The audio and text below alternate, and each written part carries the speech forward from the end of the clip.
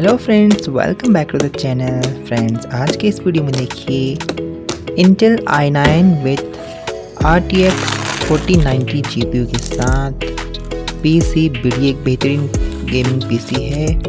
और इसका जो ऑलमोस्ट प्राइस है दोस्तों, वो आपको मैं वीडियो के डिस्क्रिप्शन बॉक्स में दे दूंगा। साथ ही इसके जो भी कंपोनेंट्स हैं उनका प्राइस और लिंक वीडियो के डिस्क्रिप्शन बॉक्स में दे दिया जाएगा।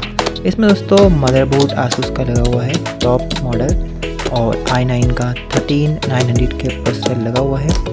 GPU आपको बता दिया NVIDIA RTX 4090, और काफ़ी बेहतरीन ये पीसी बिल्ड होने वाला है। तो देखिए, वीडियो पसंद आए तो वीडियो को लाइक करिएगा, चैनल को जरूर से सब्सक्राइब करिएगा।